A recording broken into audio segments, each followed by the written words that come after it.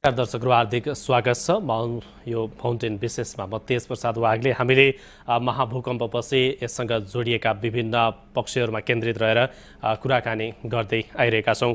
अहिले मुलुक कठिन अवस्थामा रहेको छ र यो कठिन अवस्था सँगसँगै अवसर समय छ भनेर चर्चा गरिन्छ र यो अवसरको सही सदुपयोग गर्न सकिएन भने यसले झन भयावह अवस्था सिर्जना गर्न सक्छ। र अहिले यो महाविपत्ति अथवा भूकम्प पछिको सङ्कटपछि पुनर्निर्माणमा मुलुकलाई अगाडि बढाउनुपर्छ भन्ने कोणबाट समेत बहसहरू चर्चा परिचर्चाहरू सुरु भएको छ। र अहिलेको सन्दर्भमा हामी यो पुनर्निर्माण गर्नको लागि कतिको सक्षम छौँ अथवा कतिको तयारी अवस्थामा छौँ, हामीसँग आर्थिक र भौतिक स्रोत साधनहरू कतिको उपलब्ध छ अथवा त्यसलाई हामीले कसरी परिचालन गर्दैछौँ, यी विषयमा केन्द्रित रहेर आजको कार्यक्रममा हामी कुराकानी गर्दैछौँ। हामीसँग अर्थशास्त्री समेत रहनुभएका राष्ट्रिय योजना आयोगका सदस्य डाक्टर चन्द्रमणि अधिकारी हुनुहुन्छ। स्वागत छ यहाँलाई। हजुर नमस्कार। जस्तो अहिले महाभूकम्प पछि मुलुकलाई पुनर्निर्माणमा अगाडि बढ्ने, कतिपयले यसलाई नवनिर्माण भनेका छन्, पुनर्निर्माण भनेका छन्, र यो देशलाई अगाडि बढाउनको लागि हामी स्रोत साधनले कतिको पर्याप्त छ अथवा त्यो जुटाउने क्रम कतिको अगाडि बढिरहेको छ? यस्तो छ, अब यो स्वाभाविक हो। अहिलेको अवस्थामा हामीले नियमित अवस्थामा आउँदा त राजस्वले हाम्रो टोटल बजेटको करिब 70% मात्रै ओगटेको र आन्तरिक स्रोत ऋण आदिले गर्दा अझै हामी वैदेशिक सहयोगमा 20 देखि 22% हाम्रो डिपेन्डेन्सी थियो है। हामीले कमै खर्च गर्नै नसकेको अवस्थामा सङ्कुचित अर्थव्यवस्था हुँदा पनि तर अब अहिलेको जुन परिस्थिति सिर्जना भयो, अलिकति विशेष खालको परिस्थिति सिर्जना भयो, यसले त स्वाभाविक ढङ्गले यसको अब पुनरुत्थानदेखि लिएर पुनर्स्थापना र पुनर्निर्माण समेतका सम्बन्धमा ठुलो धनराशिको, ठुलो साधन स्रोतको आवश्यकता पर्छ। त्यस कारणले गर्दा हाम्रो आन्तरिक साधनले मात्रै यो कुरालाई नभ्याउने स्वाभाविकै हो। त्यस कारणले गर्दा आन्तरिक साधनका पनि अब विकल्प खोज्नुपर्ने बेला भएको छ। अलिकति अहिले साबिकमा भइराखेकोमा थप विकल्पहरू पनि खोज्नुपर्ने अवस्था भएको छ भने दाता राष्ट्रहरूबाट पनि, दाता संस्थाहरूबाट, दात्री संस्था, डोनर पार्टनर्स भनेर भन्छौँ हामी, यो विकासका साझेदारहरू, चाहे ती देशहरू हुन् अथवा चाहिँ संस्थाहरू हुन्, उनीहरूबाट पनि हामीले हाम्रो चाहना र हाम्रो माग अनुकूल हाम्रा भनेका परियोजना र कार्यक्रममा खर्च गर्ने किसिमले हामीले उहाँहरूबाट स्रोत सङ्कलन गर्ने आधार तयार गर्दैछौँ हामी अहिले। यही सन्दर्भमा यहाँले भन्नुभयो यसको लागि के तयारी छ अथवा स्रोत साधन परिचालनको सम्भावना कति छ भन्ने सन्दर्भमा अहिले चाहिँ हामीले अहिलेको स्थिति के थियो भनेदेखि वैदेशिक सहायता धेरै लिन पनि नसके अवस्था थियो। दिन्छु भनेर प्रतिबद्धता अथवा जाहेर गरिसकेमा पनि लिन नसकेको अवस्था थियो हाम्रो थियो भने। अर्कातिर चाहिँ हामीले आन्तरिक ऋण नै पनि हामीले लिनुपर्ने भनेर संसदले पारित गरिसके पनि लिनु नपर्ने अवस्था, बरु चाहिँ ऋण भुक्तानी गरिसके अब गर्न लागे अवस्था थियो। तर अबको चाहिँ अहिले चाहिँ अब त्यो परिस्थितिबाट त्यो छ भनेर अब अहिले जाने बस्ने बेला होइन। अब अहिले चाहिँ हामीले एउटा मूल्याङ्कन गर्दैछौँ। एउटा मूल्याङ्कन हामी के मूल्याङ्कन गर्दैछौँ भने अहिलेको उद्धार कार्य त अलिकति समाप्तको चरणमा छ। अब राहतको काम पनि भइरहेछ, यो पनि अल्पकालीन काम हो। अब हामी चाहिँ जनजीवनलाई सामान्य बनाएर जाने र पुनर्स्थापना र पुनर्निर्माणको लागि जानुपर्ने हुन्छ। तर त्यसको लागि चाहिँ सबभन्दा पहिला हामीले के थाहा पाउनुपर्छ भने अब हाम्रो एकदम घनीभूत रूपमा प्रभावित जिल्ला 14 जिल्ला, तर 31 जिल्ला जति प्रभावित भएको छ। तर हाम्रा संरचनाभित्र हाम्रा साधन र स्रोत प्रयोग गर्ने विषयमा, मानव संसाधनको प्रयोग गर्ने विषयमा, बिजुली उत्पादन गर्ने विषयमा यी हेर्दा त अब त्यसको प्रभाव त कतिपय अन्य जिल्लामा पनि छ। त्यस कारणले गर्दा अहिलेको क्षति कति भयो त? एउटा मानवीय क्षति छ र त्यो साथसाथै भौतिक क्षति कति भयो त? अहिले भएका संरचनाहरू कति चाहिँ नि क्षति पुगे, त्यसको प्रभाव कस्तो पर्यो र त्यसले हामीले कस्तो अवस्था भोग्नु पर्यो र हिजो भूकम्प नआउँदाको अवस्था र अहिलेको अवस्थाको अन्तर के सिर्जना भयो, त्यसलाई हामीले क्षतिपूर्ति कसरी गर्ने भन्ने सन्दर्भमा अहिले एउटा अन्तर्राष्ट्रिय स्तरमा के प्र्याक्टिस रहेछ, अभ्यास रहेछ भने अब हामी सबैलाई थाहा छ विदेशबाट अथवा द्विपक्षीय दात्री राष्ट्रहरूले दिँदाखेरि पनि उनीहरूको संसदबाट त पास गर्नुपर्छ। हामीलाई केही चाहिँ नि सहयोग गर्ने भन्यो भने त्यहाँको संसदले पास गर्नुपर्छ र त्यहाँको संसदले अथवा राज्यले के खोज्छ भने त्यहाँ आवश्यकता हो कि होइन भने कति आवश्यकता हो भन्ने खोज्दो रहेछ। त्यसैले दात्री संस्थाहरूले पनि ती आधारहरू खोज्दो रहेछन्। त्यही आधारमा बोर्डमा पारित गराउने हो कि अथवा संसदमा पारित गराउने हो। दुईवटा स्रोत, एउटा चाहिँ स्रोत साधन पनि पर्याप्त छैन र अहिले स्रोत साधन मात्रै भएर पनि भएन, त्यसको परिचालन पनि पर्यो अनि स्रोत साधन चाहिँ चाहियो, हामीसित प्रविधि पनि त्यही चाहियो, सिप पनि चाहियो, मानव संसाधन पनि चाहियो, आर्थिक साधन पनि चाहियो, भौतिक साधन पनि चाहियो। त्यसकारण अहिले हामीले पोस्ट डिजास्टर निड एसेसमेन्ट भनेर भन्छ, त्यसलाई नेपालीमा भन्नुपर्दा प्रकोप पश्चातको क्षति मूल्याङ्कन र आवश्यकताको पहिचान चाहिँ नि गर्नुपर्ने रहेछ। त्यस कारणले अघिल्लो हप्ता चाहिँ हामीले के गर्यौँ भने बिहिबार र शुक्रबार चाहिँ एउटा चाहिँ नि बृहत कार्यशाला गोष्ठी गऱ्यौँ।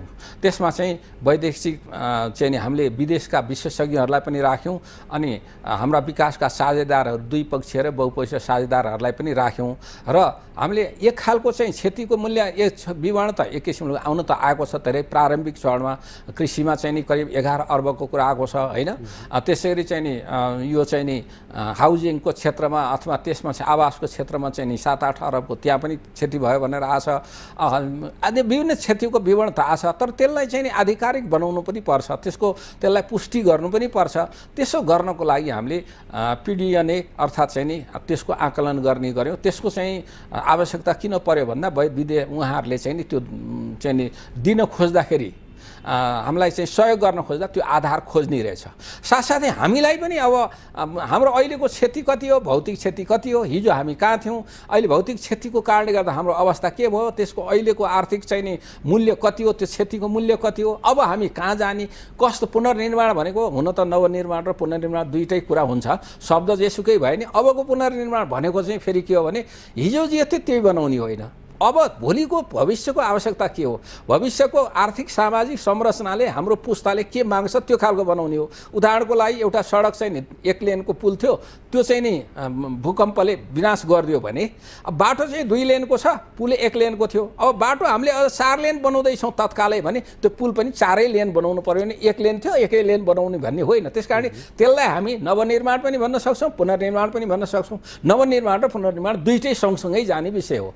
अब यसो गर्दा चाहिँ हामीले त्यो पुनर्निर्माण गर्ने समय कति लाग्छ, पुनर्स्थापना गराउने पुनर्निर्माण गर्ने कुरालाई कति समय लाग्छ, त्यसको लागि साधन र स्रोत कति लाग्दछ, त्यो कसरी गर्ने, मानवीय साधन कति लाग्छ, त्यो कहाँबाट प्राप्त गर्ने, जनशक्ति, त्यसै गरी भौतिक साधनहरू कहाँबाट प्राप्त गर्ने, नयाँ प्रविधि चाहियो ती कहाँबाट ल्याउने, आर्थिक साधनहरू कहाँबाट प्राप्त गर्ने भन्नको लागि त हामीलाई चाहिँ त्यो पनि आधार चाहियो, हामीलाई पनि जस्तो यहाँले अघि जुन चर्चा गर्नुभएको थियो सामान्य अवस्थामा भयो भने सरकारले अब त्यही स्रोतलाई आधार मानेर कार्यक्रमको सीमा तोक्ने गर्छ। यो खालको असामान्य अवस्थामा चाहिँ योजना कसरी बनाएर हामी अगाडि बढ्छौँ। अब अहिले चाहिँ नि मैले अघि जुन कुरा गरेँ अनि क्षतिको आकलन गर्दैछौँ, त्यस चाहिँ हाम्रो जेठ 27 गतेसम्ममा यो त्यसको लागि चाहिँ हामीले के गर्यो भने कस्तो पद्धतिबाट ती सङ्कलन गर्ने, क्षेत्रगत क्षतिहरू कसरी सङ्कलन गर्ने, त्यसको आधारभूत तथ्याङ्कहरू के हो, हिजो केमा थियौँ अब कहाँनिर पुग्यौँ भनेर, अब कृषिमा कति क्षति भयो चाहिँ नि यो सांस्कृतिक सम्पदामा कति क्षति भयो भनेर क्षेत्रगत 23वटा त्यो चाहिँ नि समितिहरू गठन भएको छ, त्यसले काम सुरु गरिसकेको छ त्यो। र जेठ 27 गतेसम्म तिनीहरूले चाहिँ नि एउटा आफ्नो प्रतिवेदन दिन्छन्।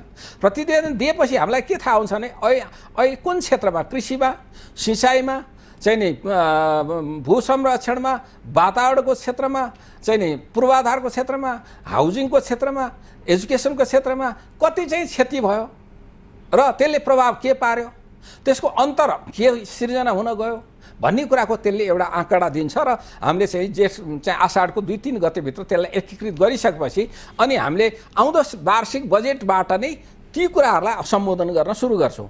त्यसको आधारमा हामीले के गर्छौँ भने अब साधन र स्रोत कहाँबाट प्राप्त गर्न सकिन्छ, त्यसो भएपछि एउटा हामीले नेपाल सरकारले यो उसको सम्मेलन पनि बोलाएको छ, दात्री राष्ट्रहरूको सम्मेलन पनि बोलाएको छ।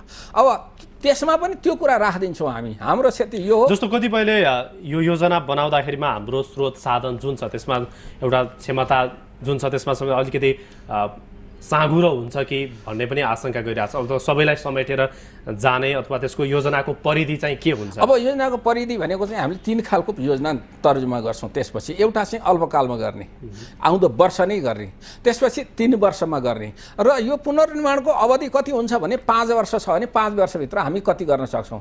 त्यसो गर्नको लागि हामीलाई साधन र स्रोत अब कहाँबाट हुन्छ त? राजस्व हामीले कति प्राप्त गर्न सक्छौँ हरेक वर्ष, अनि आन्तरिक ऋण कति उठाउन सक्छौँ, यहीँभित्र वैकल्पिक चाहिँ स्रोतहरू हामीले कति गर्न सक्छौँ। हुनसक्छ चाहिँ नि हामीले दात्री राष्ट्रहरूलाई नि हिजो लिइराखेको ऋणलाई पनि अहिलेको परिस्थितिले गर्दा त्यसलाई रिलिफ गरिदेऊ अथवा त्यसलाई चाहिँ अनुदानमा परिणत गराइदेऊ भनेर भन्न सकौँला। अनि त्यसपछि गएर अनि त्यसो गर्दाखेरि फेरि हामीले यहाँले अहिले चाहिँ शङ्का व्यक्त भएको छ भन्ने कुराहरू छ। त्यसो गर्दा हामी निजी क्षेत्रबाट आउने, सामुदायिक क्षेत्रबाट आउने, सार्वजनिक अन्य चाहिँ नि क्षेत्रबाट आउने साधनलाई पनि एउटा स्पेस दिन्छौँ।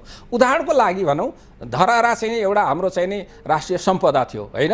अब त्यो एउटा ऐतिहासिक सम्पदा पनि हो, तर त्यो निर्माण गर्नुपर्छ, आवश्यक छ, तर हिजोकै धरहरा बनाउने त होइन।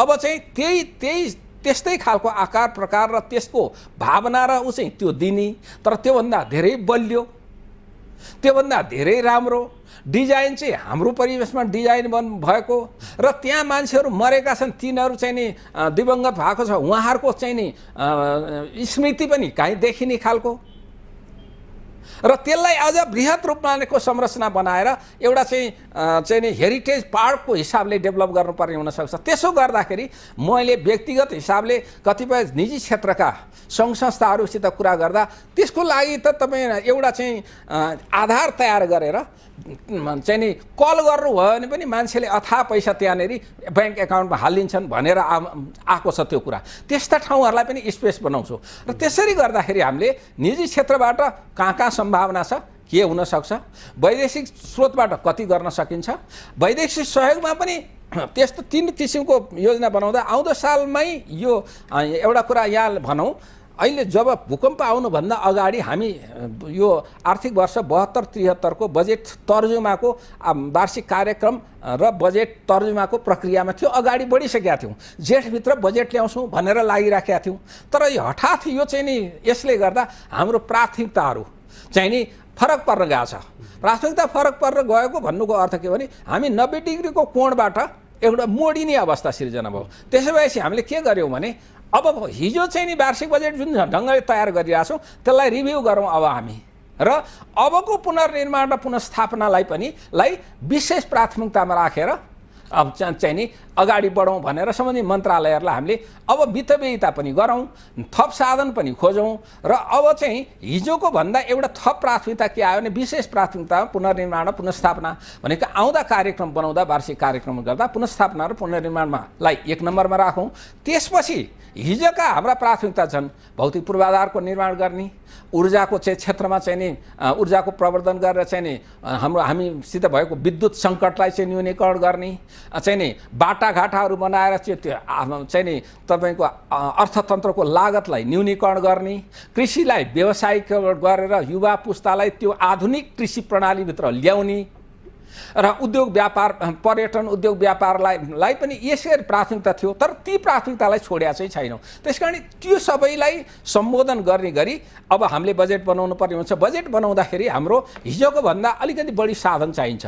साधन चाहिँदा अघि मैले भने वैदेशिक सहयोग पनि प्राप्त हुन सक्छ। वैदेशिक सहयोग कसरी आउन सक्छ भने भोलिको दिनमा हामीले उहाँहरूलाई अप्सन दिन्छौँ, यो कामहरू गर्नु छ, तर हामीले हाम्रो कार्यक्रम अनुसार हाम्रो योजना अनुसार हामीले चाहेको चाहिँ नि आकार प्रकार गुणस्तरमा तिमीले यो काम गर्नलाई तिमी नगद दिन्छौ कि, जिन्सी दिन्छौ कि, अनुदान दिन्छौ कि, ऋण दिन्छौ कि, अथवा कुनै टर्नकी प्रोजेक्ट दिन्छौ हैन। टर्नकी प्रोजेक्ट भनेको ल ठ्याक्कै त्यो एउटा हाइड्रो पावर प्रोजेक्ट चाहिँ ठ्याक्कै बनाइदिने बिग्रियो, त्यो अब नयाँ एउटा हाइड्रो पावर प्रोजेक्ट बनाएरै हस्तान्तरण गर्ने भनेको टर्नकी प्रोजेक्ट भयो।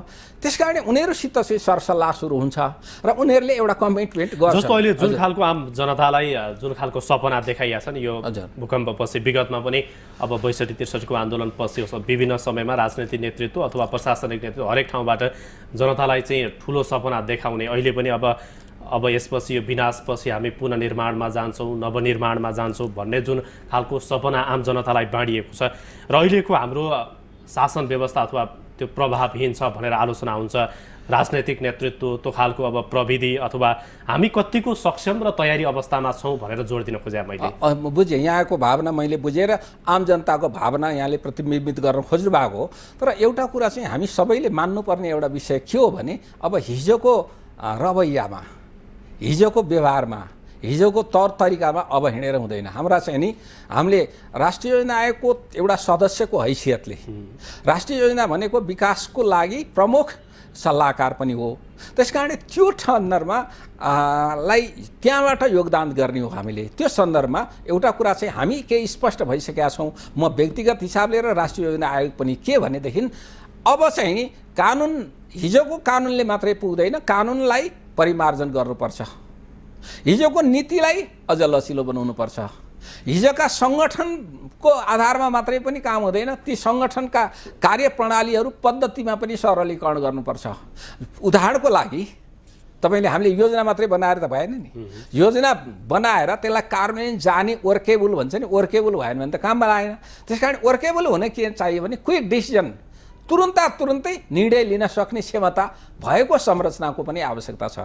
अब हुन त अहिले पनि निकायहरू छन्, यत्र 26-27वटा मन्त्रालयहरू छन्, अरू निकायहरू छन्, तर अहिलेको परिस्थितिमा अलिक फरक ढङ्गले तिनीहरूको काम कारबाहीमा पनि अलिक चुस्तता ल्याउनु पर्ने हुन्छ। तर त्यो चुस्तता ल्याउनको लागि चाहिँ सबभन्दा पहिले आफ्नो छातीमा हात राखेर आफूले चाहिँ सङ्कल्प गर्नुपर्छ हरेक व्यक्तिले। तर त्यो सङ्कल्प सँगसँगै फेरि सुधारको कुराहरू पनि चाहिन्छ। अब भनौँ न, अहिले कुनै परियोजना बनाउनु पर्यो, केही कुरा वनमा पठाउनु पर्यो, वातावरणमा बनाउनु पर्यो, वातावरण प्रभाव मूल्याङ्कन भनेको छ, जग्गा प्राप्तिमा अर्को झन्झट छ, अनि कहिले पनि त्यो पुरा भएन नि त। त्यस कारणले गर्दा अहिले ती कानुनहरूलाई सर्टेन अवधिसम्म, हाम्रो पुनर्निर्माणको अवधिभित्रलाई चाहिँ तिनीहरूलाई लचिलो बनाएर एउटै संरचनाले, एउटै चाहिँ नि आधिकारिक निकायले त्यो निर्णय लिन सकोस्, वातावरणको निर्णय पनि लिन सकोस्, वनको निर्णय पनि लिन सकोस्, जग्गा प्राप्तिको निर्णय पनि लिन सकोस्, खरिद ऐनका कतिपय दफाहरूलाई सस्पेन्ड पनि गर्नुपर्ने होला। त्यो गरेर बरु त्यसभित्र चाहिँ वातावरण मन्त्रालयको मन्त्री पनि त्यहाँ रहन सक्लान्, त्यसै गरी चाहिँ नि तपाईँको वन मन्त्रालयको पदाधिकारीहरू पनि त्यहाँ रहन सक्नु होला। अब त्यसरी चाहिँ नि त्यो संरचनाको चाहिँ परिकल्पना पनि हामीले गरेका छौँ, त्यसका विकल्पहरू छन्, अन्तर्राष्ट्रिय चाहिँ नि अनुभवलाई पनि हामीले चाहिँ नि त्यो हेरेर त्यो कुरा चाहिँ नि दिन्छौँ। त्यो कुरा भइसकेपछि चाहिँ हामीले के हुन्छ भने त्यो अघि यहाँले भनेका कुरा चाहिँ जुन शङ्का छ, त्यसले जुन नयाँ शैलीमा, नयाँ तरिका र पद्धतिमा काम गर्न थाल्छ अनि मान्छेलाई त्यसले घचेट्छ पनि अगाडि बढाउन, मलाई लाग्छ त्यसले फेरि जोड्नेछौँ। हामीले राष्ट्रिय योजना आयोगका सदस्य डाक्टर चन्द्रमणि अधिकारीसँग कुराकानी गरिरहेका छौँ। विनाशकारी भूकम्पपछि जुन पुनर्निर्माणको लागि तयारी भइरहेको छ भनिएको छ र राष्ट्रिय योजना आयोगले के गरिरहेको छ यो विषयमा केन्द्रित भएर कुराकानी गरिरहेका छौँ। केही समयको विश्रामपछि पुनः उपस्थित हुनेछौँ।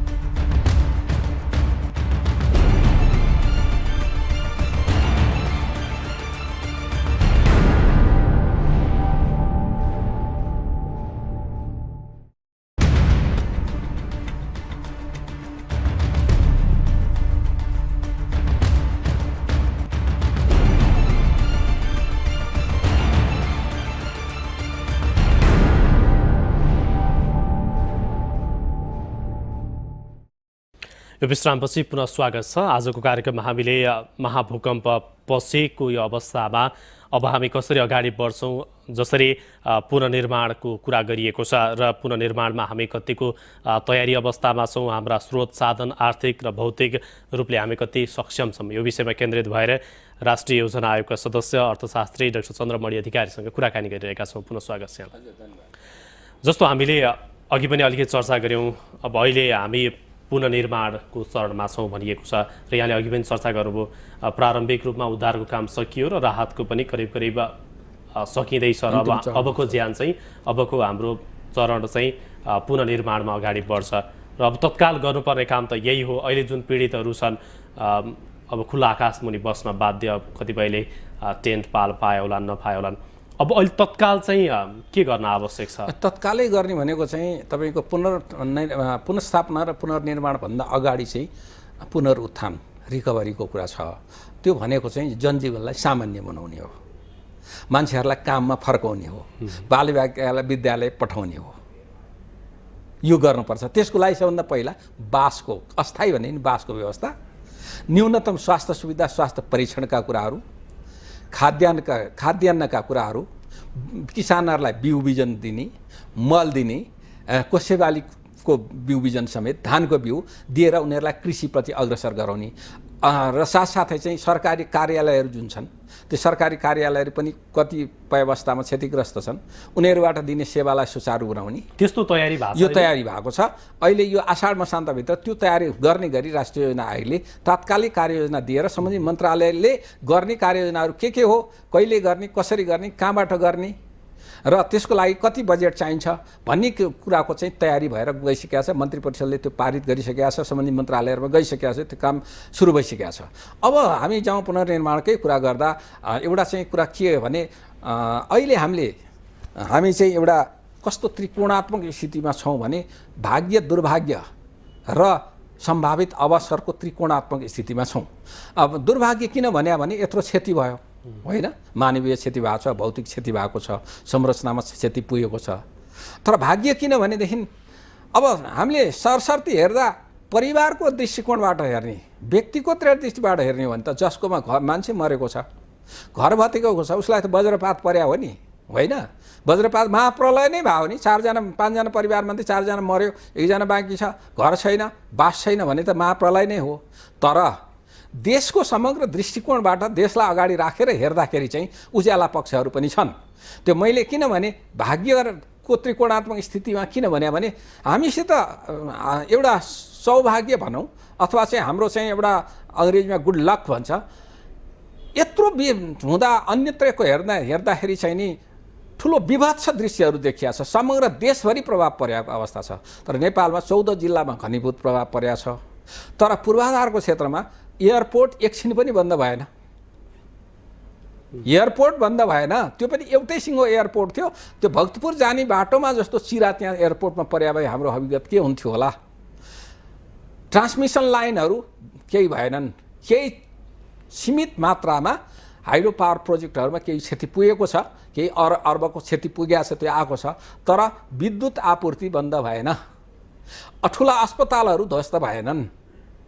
सञ्चार जगतमा तत्कालै यहाँहरूले पनि काम गरिनु भएको छ, सिस्टमले पनि काम गरिरहेछ, यहाँहरूले पनि काम गरिराख्नु भएको छ। पुर्याउनु पर्ने सन्देश, समाचार, सूचना तत्त अवस्थामा पुगेको छ। टेलिफोन बन्द नभएको अवस्था, रोडहरू चाहिँ कनेक्टिभिटी चाहिँ नि एउटा थुइटा ठाउँमा तत्कालिक ड्यामेज बाहेक नभएको। त्यस कारणले गर्दा हामी यी सबै संरचनालाई हेर्ने हो भने अब अर्थतन्त्रभित्र पक्कै पनि समग्र अर्थतन्त्रमा यसको प्रभाव त देखिन्छ नै, केही सूचकहरू ओह्रालो पनि लाग्छन्। तर समग्रमा हेर्दा हाम्रा साधन र स्रोतहरू अझै पनि पर्याप्त छन्।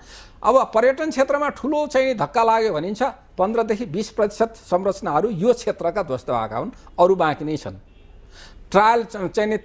ट्राभलमा जाने चाहिँ रुटहरू लाङटाङ क्षेत्र अलि म्यासिभली ड्यामेज भएको छ, अरू बाँकी छन्। नेसनल हेरिटेजहरू पशुपति क्षेत्रदेखि लिएर लुम्बिनी बाँकी छ, जनकपुर बाँकी छ, खप्तड बाँकी छ, काँक्रे बिहार बाँकी छ, बाँकी नै छन्।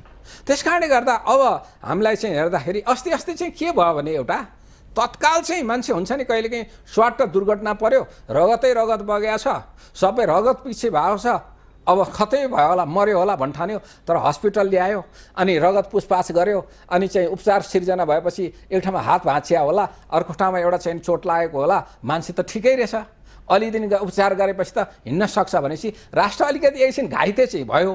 तर अब हिँड्नै नसक्ने गरी एकदम चाहिँ नि तपाईँको चाहिँ नि भनौँ न थलानै परेको चाहिँ होइन। त्यस कारणले गर्दा यो तर त्यसो भन्दैमा हामी पुरानै रवैयाबाट हिँड्नु हुँदैन।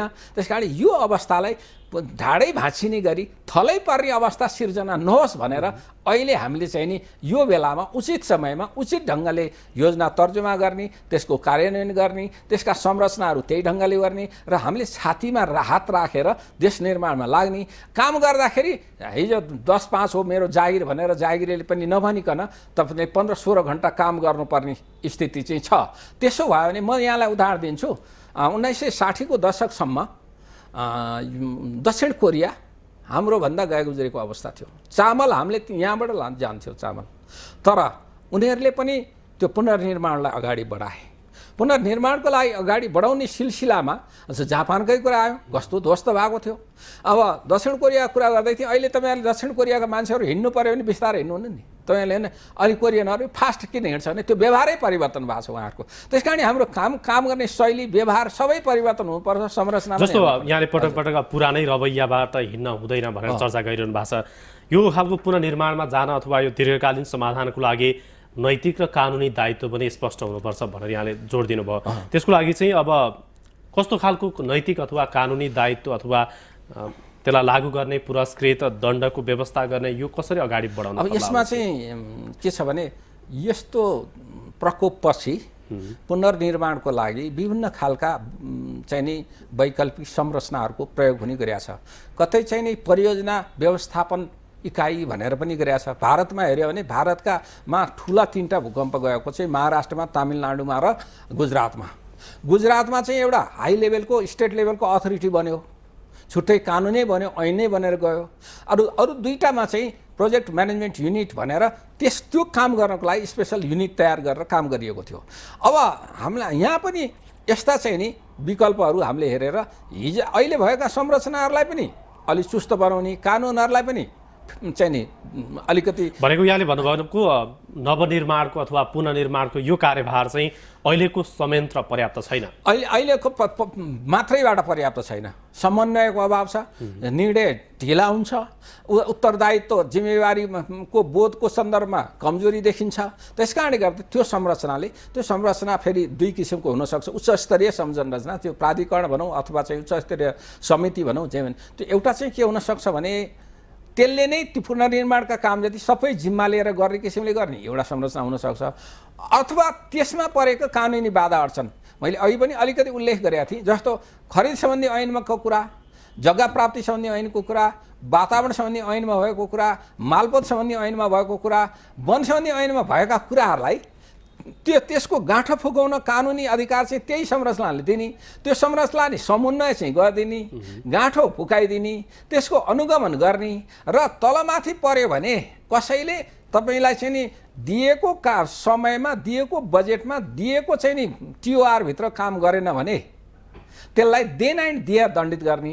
तर तपाईँलाई 10 करोड रकम दिएको थियो, 1 वर्षमा 2 वर्षमा बनाऊ भनेको थियो, तपाईँले 22 महिनामा बनाउनु भयो, 10 करोडमा 9 करोडमा सम्पन्न गर्नुभयो र तपाईँले भन्दा राम्रो गुणस्तरमा गर्नु भने देन एन्ड दियर चाहिँ प्रमोसन गर्ने हो कि अब आर्थिक चाहिँ नि पुरस्कृत ढङ्गले पुरस्कृत गर्ने हो कि अथवा अन्य के ढङ्गले गर्ने, त्यस्ता अधिकारहरू पनि त्यसलाई दिएर त्यो एउटा समन्वयात्मक खालको उच्च स्तरीय एकदम चाहिँ नि शक्तिशाली चाहिँ नि समिति अथवा आयोग अथवा चाहिँ नि प्राधिकरण हुनसक्छ एउटा। अर्को चाहिँ त्यसैले नै सबै काम गर्ने, पुनर्निर्माणसित जोडिएका काम जति सबैले दिने गरी। अब यसमा चाहिँ अलिकति छलफल गरेर एकैचोटि जस्तो के हुनसक्छ, यहाँले भने जस्तै यो एउटा बहुआयामिक काम हामी गर्दैछौँ, त एकैपटक धेरै कामहरू सम्पन्न गर्नुपर्छ। त्यसको लागि चाहिँ अरू थुप्रै निकाय अथवा थुप्रै जनशक्ति त्यहाँ लगाउने गरी थुप्रै निकाय बनाइन्छ के गरिन्छ? निकाय चाहिँ एउटै हुने हो, अहिले भएका निकायबाटै नै काम गराउने एउटा मैले अप्सन भने नि। एउटा विकल्प चाहिँ के छ भने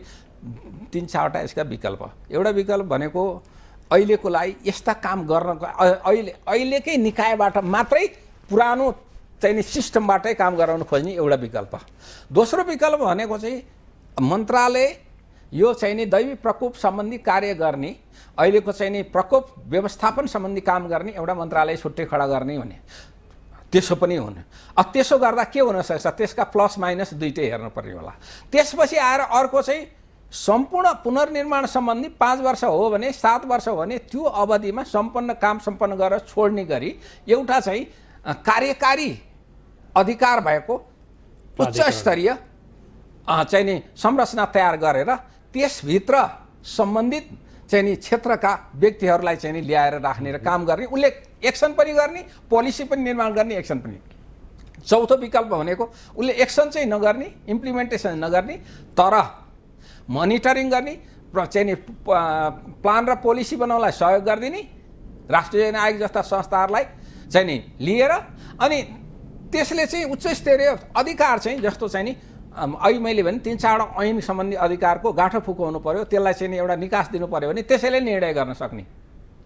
त्यो अनि ती मन्त्रालयहरूले आफ्नो क्षेत्रबाट गरेका कामहरू ठिक ढङ्गले गरेका छन् कि छैनन्, समयबद्ध तरिकाले गरेका छ कि छैन, तालिकाभित्र गरेका छ कि छैन, त्यो चाहिँ नि गुणस्तरमा गरेका छ कि छैन भने अनुगमन गर्ने।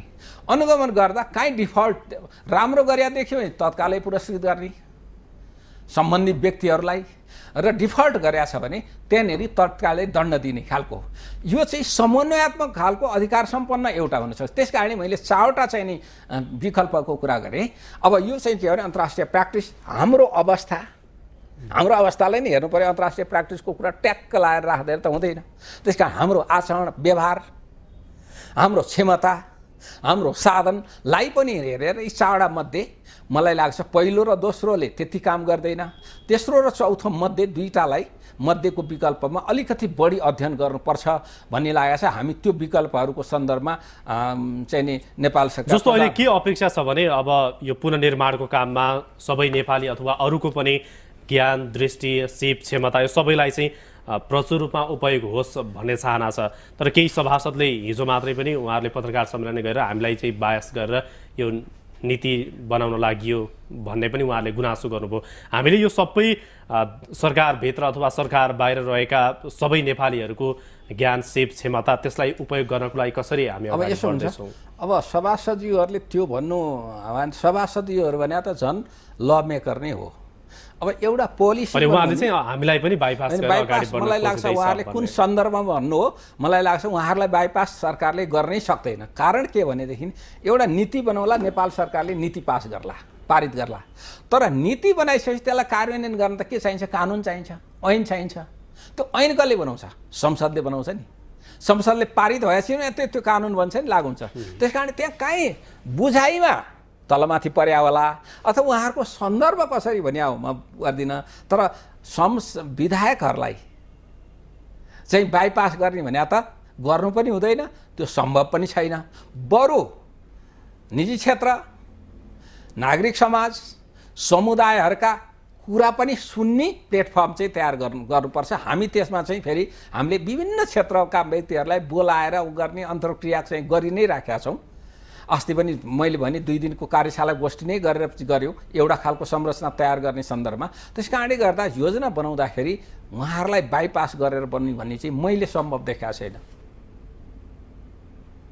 त्यो कसरी समेट्नुहुन्छ सबै? मैले अघि पनि जोडे नि, सरकारभित्र बाहिर रहेका सबै सरकारभित्र रहेकोलाई त जस्तो भनौँ न, शिक्षा सम्बन्धी कुरा गर्नु पर्यो भने, शिक्षा सम्बन्धी योजना बनाउनु पर्यो भने शिक्षा मन्त्रालयलाई नि भन्ने हो, त्यसै निकायलाई नि भन्ने हो। तपाईँको प्रारूप के हुन्छ? अहिलेको चाहिँ चुनौतीलाई सम्बोधन गरी आउनुहोस्, त्यहाँ लचिलोपन पनि देखियोस्, चुस्तता पनि देखियोस्, शीघ्रता साथ काम पनि होस्, विकल्प पनि होस् र कार्यान्वयन योग्य पनि होस् भनेर शिक्षालाई भन्छौँ, स्वास्थ्यलाई भनिन्छ, नेपाल सरकारभित्रका निकायहरूभित्र भनिन्छ। अब निजी क्षेत्रका विभिन्न सङ्घ संस्थाहरूलाई बोलाएर उहाँहरूलाई चाहिँ नि सित अन्तर्क्रिया गरेर उहाँहरूका सुझाव त्यहाँभित्र समेटिन्छ, नागरिक समुदाय र समुदायहरूलाई गरिन्छ। त्यसो गरिसकेपछि त्यो गर्ने सिलसिलामा संसदका विभिन्न खालका विषयगत समितिहरू छन्। विकास समिति छ, अनुशासन सुशासन सम्बन्धी समिति छ, अर्थ समिति छ। तत्त समितिमा पनि त्यसको चाहिँ नि हामी गएर प्रस्तुत चाहिँ गरि नै रहेका छौँ, गर्छौँ पनि। र अन्ततगतवा त त्यो त फेरि ती हामीले बनाएका योजना भनेका नीतिसँग जोडिएका हुन्छ। त्यसलाई कार्यान्वयन गर्न अघि मैले भने खरिदै ऐनका कतिपय दफालाई चाहिँ निलम्बन गर्नु पर्ला सर्टेन अवधिमा, वातावरण सम्बन्धी ऐनका कतिपय दफालाई सरलीकरण गर्नुपर्ने होला, चाहिँ नि वन सम्बन्धी ऐनका कतिपय दफालाई पुनरावलोकन गर्नुपर्ने होला। के त त्यो चाहिँ राष्ट्रिय योजना आयोगले अथवा चाहिँ नेपाल सरकारले मात्रै गरेर त हुँदैन, त्यो त प्रस्तावसम्म बनाइदिने हो। हामी अन्त्यमा एकजना अर्थशास्त्रीका हिसाबले पनि अहिले यो विपत्ति पछि यहाँले अघि पनि अलिकति चर्चा गर्नुभयो, स्वभावतः अर्थतन्त्रका सूचकहरू केही धर्मराउ छन्। अहिले आर्थिक वृद्धि अथवा रोजगारी, व्यापार घाटा यी सबै कुरामा समग्र आर्थिक अवस्थामा यसले कस्तो असर गरिरहेको छ र यसलाई कसरी ट्र्याकमा लैजान सकिन्छ? अब स्वाभाविक ढङ्गले अहिले चाहिँ तपाईँको के देखिएको छ भने आर्थिक वृद्धि दर हामीले हिजो जुन प्रक्षेपण गरेका छ त्यो हासिल हुँदैन यसपालि, र आउँदो साल पनि हामी अलिकति कठिन स्थितिमै हुन सक्छौँ। व्यापार घाटा बढिसकेको छ, 561 अरब 10 महिनामा आइसक्यो होइन। इन्फ्लेसन पनि हाम्रो आन्तरिक उत्पादन नहुँदाखेरि मुद्रा प्रदाय पनि यतापट्टि बढ्ने यो चाहिँ पुनर्निर्माण र राहतको कारणले गर्दा, अनि त्यो पैसाले गर्दा यतातिर मुद्रास्फीति बढ्ने सम्भावनाहरू पनि छन् र बचत कम हुने लगानी पनि घट्ने सम्भावनाहरू नभएका होइनन्। तर हामीले अहिले जुन ढङ्गले परिकल्पना गरिराखेका छौँ त्यो योजनाहरू गऱ्यौँ र त्यो परिकल्पित संरचनाभित्र बसेर हामीले लागू गर्न सक्यौँ भने अनि अहिले राजस्व पनि घट्या छ भने त्यो राजस्व बढ्न पनि थाल्छ, किन आर्थिक क्रियाकलाप बढ्न थाल्छन्, पुनर्निर्माणका काम हुन थाल्छन्, परियोजनाहरू चाहिँ नि अगाडि बढ्न थाल्छन्, चाँडोभन्दा चाँडो डिसिजन हुन थाल्छ। हिजो 6 महिना बाद निर्णय चाहिँ 1 हप्तामा हुन थाल्छ। त्यसो भयो भने के हुन्छ भने तपाईँका आर्थिक क्रियाकलापहरू बढ्छन् अनि आन्तरिक अर्थतन्त्रहरू चाहिँ परियोजनाहरू भएका ठाउँमा आन्तरिक अर्थतन्त्रहरू बढी चलायमान हुन्छन् अनि आय पनि बढ्न थाल्छ, खरिद पनि बढ्न थाल्छ, बिक्री पनि बढ्न थाल्छ, आयात पनि बढ्न थाल्छ अनि त्यसले गर्दा राजस्व पनि बढ्छ, आर्थिक वृद्धि दर पनि बढ्न थाल्छ। हिजो बाहिर गएका मान्छेहरू अब नेपालमै काम पाउन थालिएर छ भनेर यहीँ बस्न थाल्नुहुन्छ। त्यस कारणले गर्दा एकदम अतालिनु पर्ने स्थिति चाहिँ छैन। तर यसपालि अलिकति तल झर्छन् सूचकहरू हामीले भनेको भन्दा अलिकति। आउँदो साल चाहिँ हामीले लाग्छ अलिकति उकालो लाग्न सक्छौँ हामी। विचारलाई धन्यवाद यहाँलाई। हजुर धन्यवाद। मेरो पनि माउन्टेन टेलिभिजन परिवार र सम्पूर्ण दर्शकहरूमा मेरो नमस्कार। उहाँ हुनुहुन्थ्यो अर्थशास्त्री तथा राष्ट्रिय योजना आयोगका सदस्य डाक्टर चन्द्रमणि अधिकारी। हामीले विनाशकारी भूकम्पपछि अब जुन पुनर्निर्माणको अभियान सुरु गर्ने भनिएको छ र राष्ट्रिय योजना आयोगको तयारी कस्तो छ यो विषयमा केन्द्रित भएर कुराकानी गर्यौँ। आजको कार्यक्रमबाट हामी सबैलाई बिदा दिनुहोस्। नमस्ते।